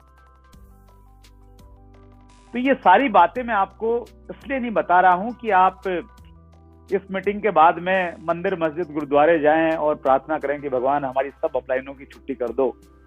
मैं ये कहना चाहता हूं कि अगर कभी ऐसा हो जाए ना, तो उसको आपने पॉजिटिव वे में लेना है, नेगेटिव वे में नहीं लेना है, और हर चीज को इस रूप में लेना है। ओपी शर्मा जी हमारे सीनियर अपलाइन थे, रवि शर्मा जी को आप सब लोग जानते हैं। तो ओपी शर्मा जी के साथ में बड़ी क्लोजली हम लोगों को काम करने का मौका मिला शुरुआत में, और ओपी शर्मा जी की पर्सनैलिटी ने स्पेशली मुझे बहुत प्रभावित किया, क्योंकि वो एक बहुत अच्छे लेवल पे थे, गजटेड पोस्ट पे थे, और जब वो अपनी मारुति 800 से आते थे मीटिंग देने के लिए तो हमें लगते थे वाह क्या लाइफस्टाइल है, ऐसे ही हमारा होना चाहिए। तो ओपी शर्मा जी मेरे को ये कहते थे, मेरा लेवल कुछ नहीं था, शुरुआती स्टेज थी। पॉजिटिविटी और नेगेटिविटी ऐसा नहीं कि डायमंड बनने के बाद ही आएगी, पॉजिटिविटी और नेगेटिविटी आपके पहले दिन से आ सकती है। ओपी शर्मा जी ये कहते थे कि यार तेरे जैसा पॉजिटिव आदमी नहीं देखा मैंने, तुम किस मिट्टी के बने हो। तो वो पॉजिटिविटी का लेवल अगर आपके अंदर में है तो फिर ये बिजनेस आपके लिए बना है। और पॉजिटिविटी के लिए मैं एक चीज और कहना चाहता हूं, आप कृतज्ञता की भावना रखिए लोगों के प्रति, एटीट्यूड ऑफ ग्रेटिट्यूड डेवलप कीजिए। हर आदमी ने हमारी जिंदगी में कुछ ना कुछ अच्छा किया है, कंट्रीब्यूट किया है, लेकिन हमारे साथ दिक्कत क्या है कि उसने 10 काम अच्छे किए वो तो भूल जाते हैं, एक काम अगर उससे गलती से गलत हो गया वो जिंदगी भर हम लोग याद रखते हैं। तो लोगों के प्रति आप कृतज्ञता का भाव रखेंगे तो ऑटोमेटिकली आपके अंदर एनर्जी रहेगी और आपका पॉजिटिव एटीट्यूड डेवलप होता रहेगा। लास्ट काम जो मैंने किया वो मैंने किया कि परिस्थिति के अनुसार मैंने अपने आप को मैनेज किया। स्पेशली पैसे की अगर मैं बातचीत करूं तो बहुत सारे लोग अनाप शनाप खर्चे कर देते हैं। देखिए RCM business direct selling industry dreamers का बिजनेस है। यहाँ पे अगर आप काम करेंगे तो बहुत सारा पैसा मिलेगा, गाड़ी बंगला शोहरत सब मिलेगी, आपके क्लाइंट को सब कुछ मिला है, आपको भी मिल जाएगी। और इसीलिए वो बहुत सारे खर्चे करना स्टार्ट कर देते हैं। जॉब कर रहे हैं छोटी मोटी, उसको छोड़ दिया, कोई दुकान कर रहे थे उसको बंद कर दिया, पैसा था नहीं ईएमआई के ऊपर में कार लेके आ गए। तो मैंने क्या किया, मैंने अगर मेरे पास में कम पैसा था तो मैंने कम पैसे में काम किया। मैंने घर पे नहीं बैठा मैं कि यार पैसा नहीं तो मालदा टाउन कैसे जाऊंगा। मैं मालदा टाउन तो गया, लेकिन मालदा टाउन में एसी में सफर नहीं किया, मैंने स्लीपर में भी मैंने सफर नहीं किया, मैंने जर्नल कंपार्टमेंट में सफर किया कि जो 100-150 रुपया बचेगा ना वहां से 2-3 दिन का खाना खा लूंगा। आपको भी मैनेज करना पड़ेगा। पैसा कम था तो 2 बार की बजाय 1 बार दिन में खाना खा लिया, उसी से काम चल जाएगा। उस प्रकार से उस एटीट्यूड से काम किया। डायरेक्ट सेलिंग में मैं एक चीज मुझे बहुत दुख देती है, सताती है, कई बार परेशान करती है कि कुछ कंपनियों में इतना ज्यादा दिखावा है। लकीली आरसीएम बिजनेस में वो चीज नहीं है। इतना ज्यादा दिखावा है कि पूछे मत आप। 10,000 रुपए आ रहे हैं, दिखाएंगे ऐसे जैसे 2 लाख आ रहे हैं। तो आप जिन भी परिस्थिति में काम कर रहे हैं, काम कीजिए, बाहर जाइए, दिखावेबाजी मत कीजिए, दिखावा बनावटी मत कीजिए, रियल सेंस में आप काम कीजिए। तो ये कुछ पॉइंट्स थे, इनको मैंने लगातार इनको फॉलो किया और उसका परिणाम रहा कि मैं आज आपके बीच में हूं, आपसे बातचीत कर पा रहा हूं।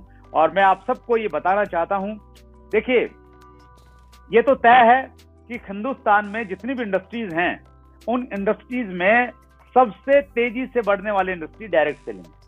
ये केपीएमजी फिक्की ने भी ये बोल दिया है, world federation direct selling association की रिपोर्ट्स भी ये कह रही हैं, और हमारे जो देश के मंत्री हैं वो भी ये कह रहे हैं कि डायरेक्ट सेलिंग एक अच्छा विकल्प है आने वाले समय में।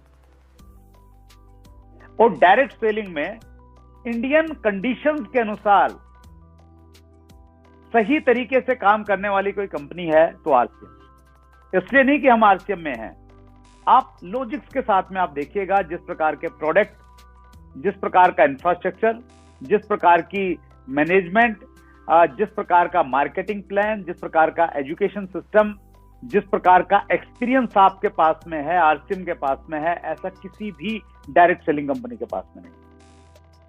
और इसलिए मैं कहता हूं, नॉर्थ और साउथ, ईस्ट और west, RCM is the best.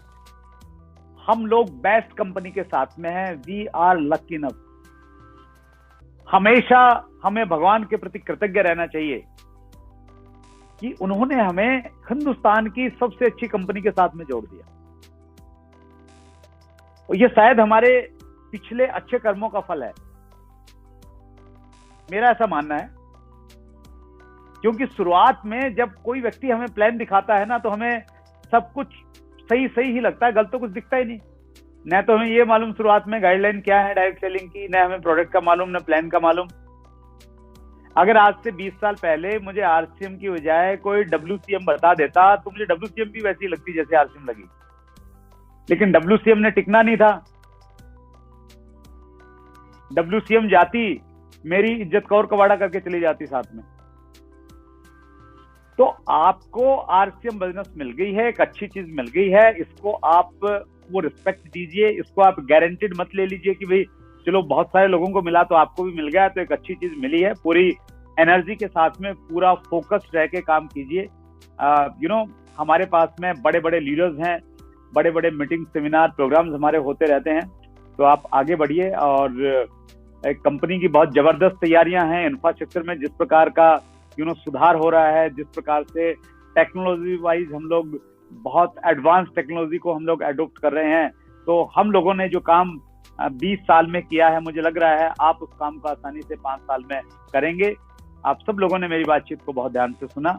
मैं आरसीएम मैनेजमेंट का और स्पेशली भागवत काव्या जी का मैं धन्यवाद करता हूं कि उन्होंने मुझे मौका दिया आप सब लोगों से अपने एक्सपीरियंस शेयर करने का। बहुत बहुत धन्यवाद। Thank you very much sir. वाकई में बहुत बहुत धन्यवाद। और वाकई में आज पूरे हिंदुस्तान को और जितने भी हमारे आरसीएम के डायरेक्ट सेलर, सबको आपने बता दिया कि किस तरह से अगर हम एक शिद्दत के साथ काम करें, किस तरह से हम अपने आप को ग्रो करें और हमेशा लर्निंग एटीट्यूड में अगर रहें, तो लक्ष्य कोई भी हो उनको हम एक बहुत जल्दी और एक अच्छे तरीके से पा सकते हैं। और सर, मेरे कुछ सवाल हैं, क्योंकि आपको जो सुना तो मुझे लग रहा है कि हमारे जितने भी डायरेक्ट सेलर है, हो सकता है उनके मन में भी वो सवाल आ रहे हों।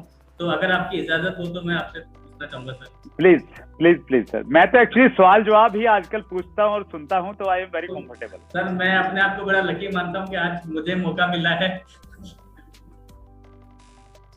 सर, अभी हम अगर बात करें कि एक नया डायरेक्ट सेलर या फिर हमारे जितने भी यूथ हैं, आरसीएम बिजनेस ही क्यों करें सर, उसके बारे में थोड़ा सा अगर आप बता पाएंगे तो हमारे सारे लोगों के लिए बहुत अच्छा रहेगा। Right, thank you so much Bhagwat ji. बहुत इंटेलिजेंट प्रश्न आपने पूछा है कि आरसीएम बिजनेस ही क्यों किया जाए, क्योंकि डायरेक्ट सेलिंग की दूसरी अपॉर्चुनिटीज भी हैं, दूसरे कंपनियां भी हैं, तो आरसीएम बिजनेस ही क्यों किया जाए। देखिए, मैंने बहुत सारे लोगों से मिला हूं मैं पिछले 2-3 सालों में स्पेशली, और मैंने अक्सर लोगों से पूछा, डायरेक्ट सेलिंग के कामयाब लोगों से मैंने पूछा कि भाई सही कंपनी का चुनाव कैसे करें। और ये मेरा एक फेवरेट सब्जेक्ट भी, इस पे मैं बातचीत करता हूं कि सही कंपनी का चुनाव कैसे करें। तो सही कंपनी के चुनाव में मेरा अपना मानना है कि 4 चीजें होनी चाहिए। सबसे पहली चीज होनी चाहिए, कंपनी की प्रोफाइल देखना बहुत जरूरी है कि कंपनी की प्रोफाइल क्या है, बैकग्राउंड क्या है, स्पेशली कंपनी की मैनेजमेंट की इंटेंशन क्या है। तो वो अगर हम लोग देखें, टीसी सर की जो इंटेंशन है, इस प्रकार की इंटेंशन है कि लोग धर्म के नाम पे व्यापार करते हैं और यहाँ पे व्यापार के नाम पे धर्म किया जा रहा है, उस भावना के साथ में काम किया जा रहा है। हिंदुस्तान में डायरेक्ट सेलिंग के इतिहास में कोई कंपनी ऐसी नहीं हुई है आज तक भी जो एक बार किसी वजह से, किसी जांच की वजह से कुछ समय के लिए बंद हुई और दोबारा से उसी नाम से, उसी ब्रांड से, उसी लोगों के साथ में और उसी मैनेजमेंट के साथ में दोबारा शुरू हो गई है। तो इसलिए हो पाया क्योंकि टीसी सर की कमिटमेंट बहुत स्ट्रॉन्ग है, उनकी सोच है कि इस बिजनेस के माध्यम से हम हिंदुस्तान को स्वस्थ भारत बना सकते हैं, रोजगार दे सकते हैं लोगों में, स्वावलंबी भारत हम लोग बना सकते हैं। तो उस प्रकार की प्रोफाइल, उस प्रकार की मैनेजमेंट हमारे पास में है। और प्रोफाइल में अगर हम लोग बातचीत करें तो इंफ्रास्ट्रक्चर आता है प्रोफाइल में। जिस प्रकार का इंफ्रास्ट्रक्चर आरसीएम के पास में है, अपने खुद के मैन्युफैक्चरिंग प्लांट्स हैं, जितने गोडाउन यानी डिपो और पिकअप सेंटर हमारे पास में है, इतने और किसी के पास में नहीं है, तो वो बहुत हेल्पफुल होती है एक डायरेक्ट सेलर को काम करने के लिए। तो प्रोफाइल, और प्रोफाइल में एक चीज और आती है कि कंपनी पुरानी कितनी है। तो प्रोफाइल के जितने भी पैरामीटर्स हैं उसमें अगर आप 10 में से कुछ नंबर देना चाहें कि तो 10 में से 10 नंबर आते हैं आरसीएम बिजनेस को। तो प्रोफाइल के बाद में जो दूसरी जो चीज रहती है वो रहता है प्रोडक्ट, क्योंकि असली जो वॉल्यूम है वो कहां से आएगा? प्रोडक्ट से आएगा। अगर प्रोडक्ट बिकेगा तो वॉल्यूम बनेगा, वॉल्यूम बिकेगा तो उससे कंपनसेशन प्लान के तहत पैसा डिस्ट्रीब्यूट होने वाला है। तो प्रोडक्ट ऐसा होना चाहिए जिसको आम आदमी आसानी से खरीद सके। मतलब गरीब आदमी को खरीदते समय ये नहीं रहना चाहिए कि यार ये इतना महंगा है, मेरी पॉकेट अलाउ नहीं कर रही। और अमीर आदमी जब खरीदे तो उसको ये नहीं लगना चाहिए कि यार इसकी क्वालिटी जो है ना मेरे स्टैंडर्ड के अनुसार नहीं है, ये तो लोकल टाइप का प्रोडक्ट लग रहा है, मैं तो इंटरनेशनल लेवल के प्रोडक्ट यूज करता हूं। तो आरसीएम बिजनेस के प्रोडक्ट की खूबी ये है, और इकलौती कंपनी आरसीएम बिजनेस में देख पाता हूं जहां पे दो चीजों का कॉम्बिनेशन है कि रेट लोकल मार्केट वाले हैं लेकिन क्वालिटी इंटरनेशनल मार्केट वाली। और हमें वही प्रोडक्ट काम करना पड़ेगा सर। देखिए, अगर आप मर्सिडीज की अगर आप मार्केटिंग करना चाहते हैं और आपके सर्कल में, आपके आसपास के एरिया में कोई व्यक्ति मर्सिडीज खरीदने वाला नहीं है तो फिर धंधा चलेगा नहीं सर। लेकिन अगर आप ऐसे एरिया में रहते हैं जहाँ बाइकें खूब बिकती हैं और अब बाइक की एजेंसी ले लें उस एरिया में, तो शायद आप बहुत सारी बाइक बेच सकते हैं।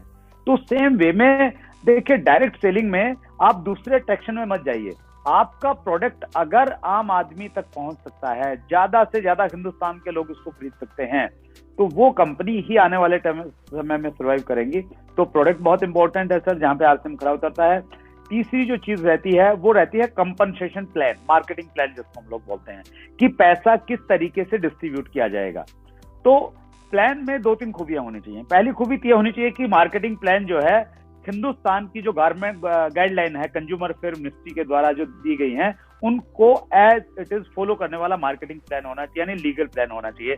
तो आरसीएम बिजनेस का मार्केटिंग प्लान 100% गाइडलाइन को फॉलो करने वाला और एक बिल्कुल एकदम लीगल प्लान है।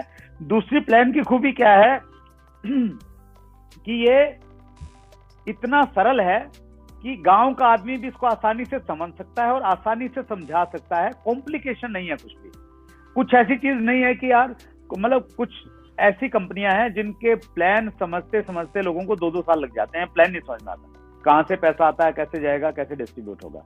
तो प्लान बहुत इजी है, बहुत आसान है। और इस प्लान की खास बात यह है कि एक नया व्यक्ति अगर आज जुड़ता है तो आज जुड़ के अपने सारे सीनियर से ऊपर निकल के उन सबसे ज्यादा पैसा बना सकता है। एक नए आदमी को इतना पावर करता है, एम्पावर करता है कि वो किसी भी लेवल पे जा सकता है। और चौथी जो चीज है भागवत जी, वो होती है एजुकेशन सिस्टम, क्योंकि ये एजुकेशन का बिजनेस है, लीडरशिप का बिजनेस है। तो अगर ऑलरेडी लीडरशिप है, एजुकेशन सिस्टम है प्रॉपर, तो फिर हर आदमी को ट्रेन किया जा सकता है। तो एजुकेशन सिस्टम की बातचीत करें तो आरसीएम बिजनेस के पास में बहुत शानदार एजुकेशन सिस्टम है, शानदार लीडर्स हैं जो एजुकेशन सिस्टम को डिजाइन करते हैं, आगे बढ़ाते हैं। तो ये चारों चीजों पे खरा उतरने वाला बिजनेस आरसीएम है। तो इसलिए बेखौफ, बगैर किसी संकोच के हमें आरसीएम बिजनेस करना चाहिए। बहुत बहुत धन्यवाद सर। इसी तरह आज आप देख पा रहे होंगे सर कि आज डिजिटल प्लेटफॉर्म या सोशल मीडिया का आज हमारी नेटवर्क इंडस्ट्री के अंदर एक बहुत ही अहम रोल है। तो किस तरह से इसको हम यूज करें कि हमारे डायरेक्ट सेलर आज आउट ऑफ टाउन बिजनेस लेकर जाना चाहे तो डिजिटल प्लेटफॉर्म किस तरह से उनके लिए हेल्पफुल हो सकता है और क्या उसका तरीका होना चाहिए? राइट, देखिए डिजिटल प्लेटफॉर्म में हम लोग एक काम करें। पहली बात तो बहुत बार लोगों को ये लगता है यार डिजिटल प्लेटफॉर्म से मैं प्रोस्पेक्टिंग कर लूंगा और अपनी लिस्ट पे काम न करूं, वहां से जो मेरे फेसबुक वाले फ्रेंड हैं उनके साथ में काम करूं। उनके साथ काम किया जा सकता है, लेकिन उसमें आपको रिजल्ट बहुत कम मिलेंगे। बहुत ज्यादा मेहनत करने के बाद में आपको एक आध अच्छा व्यक्ति मिलने वाला है। तो मुझे लग रहा है कि वहां पे बहुत ज्यादा एनर्जी नहीं लगानी चाहिए। अगर आप उस एरिया में एक्सपर्ट है ना, आप हर रोज कोई नई चीज डालते हैं, कुछ पहले दीजिए वहां पे। अगर आप प्रोस्पेक्टिंग करना चाहते हैं तो पहले वहां पे कंट्रीब्यूट कीजिए, उसके बाद में शायद आपको अच्छा रिजल्ट मिल जाएगा। दूसरा जो हम लोग डिजिटल मीडिया का फायदा उठा सकते हैं वो उठा सकते हैं, हम लोग वीडियो कॉन्फ्रेंस के माध्यम से मीटिंग्स कर सकते हैं।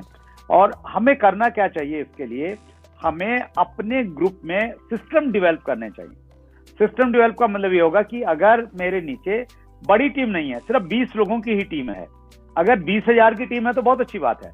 अगर 20 लोगों की ही टीम है तो मैं इंडिविजुअल अपने लेवल पे जूम मीटिंग करना स्टार्ट करूं। मैं अपनी टीम के लोगों को बुलाऊंगा और उस मीटिंग में उन लोगों को मैं कहूंगा कि आप अपने प्रोस्पेक्ट्स को लेके आइए यहाँ पे, और हम लोग इसमें प्लान दिखाएंगे, और उसमें प्लान दिखाया जाए। तो उसको वीकली मीटिंग का हम एक रूप दे सकते हैं, उसमें डेट और टाइम हम लोग फिक्स कर लें। फॉर एग्जाम्पल, शुक्रवार को शाम 6 बजे हमारी मीटिंग होती है, इस प्लेटफॉर्म पे होती है, फिक्स होती है। आंधी आएगी, तूफान आएगी, कुछ भी हो जाएगा, मीटिंग होगी पक्का। तो वो सिस्टम अगर हमने एक बार डेवलप कर दिया तो उसमें लोग भी आएंगे, कम समय में हम लोग ज्यादा लोगों से बातचीत कर पाएंगे, और लोगों को हम नए नए लोगों को मौका देंगे तो उनके अंदर लीडरशिप क्वालिटी भी डेवलप हो जाएगी। तो मैं ये कहना चाहता हूं कि उसका यूज करें, लेकिन सिस्टम बनाए, हम वीकली मीटिंग का सिस्टम बनाए, ट्रेनिंग का सिस्टम बनाए। सिस्टम का मतलब ये है कि हमने डेट या टाइम या वीक हमने फिक्स कर दिया, और फिर उसके अकॉर्डिंग हम लोग आगे बढ़ते चले जाएं, और पूरे हिंदुस्तान का हम लोग काम कर सकते हैं। मैं छोटा सा अपना एग्जांपल देना चाहता हूं। लॉकडाउन के टाइम पे अभी मतलब सोशल मीडिया के माध्यम से मुझे बहुत सारे प्रोस्पेक्ट मिले, और एक ऐसा ग्रुप स्टार्ट हो गया ऐसे मतलब मजाक मजाक में, कि वो ग्रुप भागवत जी हिंदुस्तान के लगभग 20 स्टेट में है। कहीं नहीं गया मैं, किसी भी आदमी से एक बार पर्सनली मिला नहीं, एक जगह गया हूँ बस मैं, रतनगढ़ राजस्थान में, और कहीं नहीं गया। और उन सब की हम लोग वीकली मीटिंग करते हैं। वीक में एक बार मैं उनसे मिलता हूं जब हम लोग मार्केटिंग प्लान दिखाते हैं, और एक बार मिलता हूं जब मैं डिस्ट्रीब्यूटर ट्रेनिंग के रूप में हम लोग ट्रेनिंग की थोड़ी बातचीत करते हैं।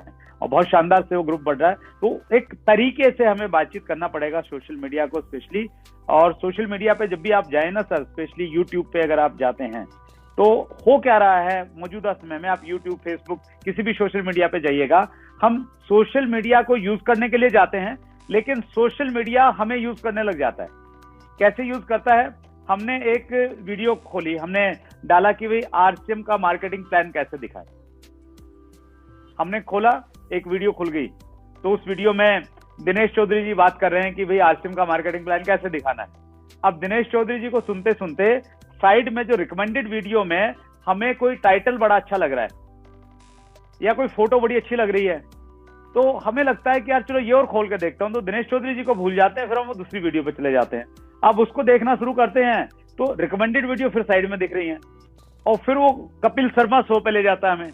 अब कपिल शर्मा शो से निकाल के वो हमें वो कादर खान के डायलॉग पे लेके चला जाता है, और कहाँ हम गए थे और कौन सी गली से निकल के आते हैं मालूम नहीं चलता, 2 घंटे कब खराब हो गए।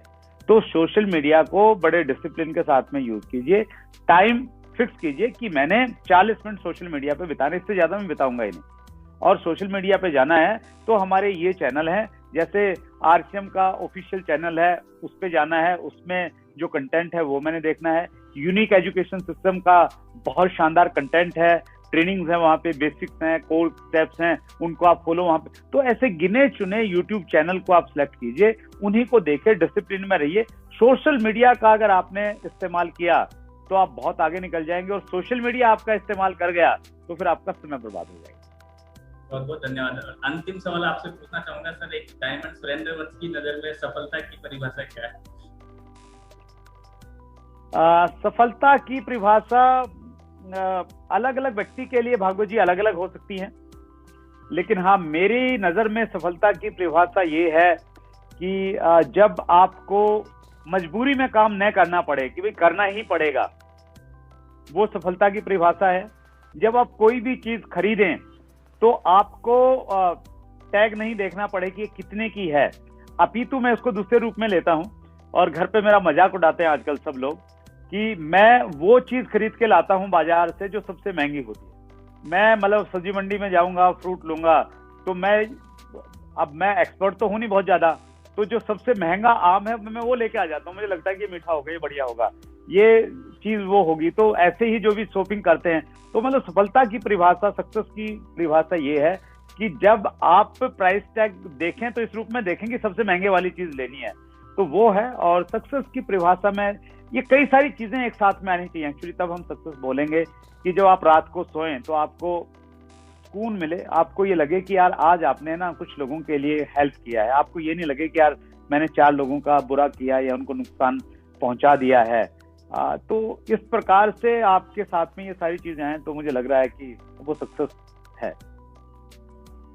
बहुत बहुत धन्यवाद सर। वाकई में आज जिस तरह से आपने बताया कि पूरा हिंदुस्तान, जितने भी हमारे आसिम परिवार के डायरेक्ट सेलर है, आज सारे लोग अपने आप को गौरवान्वित महसूस कर रहे होंगे, उनके सपने एक बार फिर से अपने लक्ष्यों को पूरा करने की ओर वाकई में जग चुके होंगे। और मैं समझता हूँ कि आज जिस तरह से आपने बताया कि संघर्ष हमें करना पड़ेगा, 5 साल और 45 साल वाली बात जो आपने बताई, अगर हमारे सारे डायरेक्ट सेलर 5 साल अपने आप को पूरे एक संघर्ष के साथ, एक शिद्दत के साथ में सिस्टम में लगाते हैं, तो डायमंड बनने से उन्हें कोई नहीं रोक सकता। सर ने बहुत अच्छे तरीके से हमें बताया कि किस तरह से हम एक लगातार और कंसिस्टेंसी के साथ में हर फील्ड में अपने आप को परफेक्ट करते हुए काम करते चलें, तो सफलता हमारे पास बहुत जल्दी आ सकती है। साथ ही साथ हमें ये भी देखना पड़ेगा कि हम जिस काम में कर रहे हैं वो काम हमारे पैशन वाला है या नहीं है। बस अपने काम के साथ आपको प्यार करना है, पूरे पैशन के साथ उस काम को करना है। अगर वो करने लग जाते हैं तो वो पैशन ही आपको सफलता के उस द्वार तक लेके चला जाएगा। तो ये सारी चीजें आज हमने जानी कि किस तरह से शुरुआती दिनों में हमें हमारे हर एक चीज को मैनेज करके चलना है। कहीं भी हमें दिखावा नहीं करना है, क्योंकि हमारा जो बिजनेस है दिखावे का बिजनेस नहीं है, रियलिटी का बिजनेस है। और आप जितना रियल रहोगे उतना ही ज्यादा लोगों के अप्रोच में रहोगे, उतने ही लोगों के दिलों तक पहुंच पाओगे। और ये हमारा जो बिजनेस है कहीं ना कहीं लोगों के दिलों पे के जाता है, जहाँ पे रिलेशंस बहुत मायने रखते हैं। सर ने बताया कि हमारे लिए पब्लिक रिलेशन कितने ज्यादा इंपॉर्टेंट होते हैं इस बिजनेस में, उस चीज का हमें ध्यान रखना है। हर एक इंसान के साथ में एक ऐसा रिलेशन डेवलप करना है कि वो रिलेशन आपके लिए आपका बिजनेस डेवलप करते हैं। तो वो सारी चीजें आज हमने जानी, और वाकई में आज का दिन हम सारे आरसीएम परिवार के लोगों के लिए एक बहुत ही खास और ऐतिहासिक रहा कि हमने जाना कि किस तरह से सर ने हमें सारी चीजें बताई और बहुत ही कम समय में बताई। तो आज सर का एक बार फिर से दिल से बहुत बहुत आभार। और सबसे लास्ट में मैं एक बार सारे लोगों से कहना चाहूंगा कि ये आपका आरसीएम परिवार आपका अपना है। आज कंपनी आपके लिए हर एक स्टेप पर वो सारी चीजें लेके आने को तैयार है, जिससे कि आप अपने आप को अगले पायदान पे लेके जा सको, आप अपने आप को इस बिजनेस में किस तरह से सफल कर सको। जैसा कि सर ने बताया आज हमारे पास में आरसीएम बिजनेस क्यों करना चाहिए, उसके सारे रीजन है। आज अगर हम बात करें प्रोडक्ट्स की, तो सबसे ज्यादा प्रोडक्ट्स की क्वालिटी और क्वांटिटी हमारे पास में। अगर हम बात करें पूरे पैन इंडिया में डिस्ट्रीब्यूशन सेंटर्स की, जिसमें डिपोज और पीयूसी की बात करें, तो सबसे ज्यादा आज हमारे पास में। अगर हम बात करें लीडरशिप की, तो दुनिया की सबसे बेस्ट लीडरशिप आज आरसीएम के पास में है। दुनिया के हिंदुस्तान के हर कोने के अंदर आज आरसीएम के डिस्ट्रीब्यूटर पाए जाते हैं, हर जगह उसके प्रोडक्ट इजी गोइंग आज हमारे पास में अवेलेबल है। तो हमारे पास में बहुत सारे ऐसे रीजन है जिसके थ्रू हम आरसीएम बिजनेस को अपने करियर के रूप में लेते हुए आगे लेके जा सकते हैं। तो वो सारी चीजें पॉसिबल हो सकती है। तो आप सब लोगों के प्यार और आपने इतना जो टाइम दिया उसके लिए बहुत बहुत धन्यवाद। और स्पेशली एक बार फिर से मैं सुरेंद्र भट्ट सर का धन्यवाद देना चाहूंगा। आपने अपना कीमती समय निकाला और आज आपने इस परिवार के लिए जो टाइम दिया। तो बहुत सारे लोग आज इस ट्रेनिंग से, आज इसकी मीटिंग से और अपने आप को रिलेट कर पा रहे होंगे और अपने आप को इस बिजनेस में आगे कहाँ के लेके जाना है, उन सारी चीजों के लिए अपने आप को तैयार कर पाए होंगे। तो आपका बहुत बहुत धन्यवाद सर। जय आरसीएम। Thank you.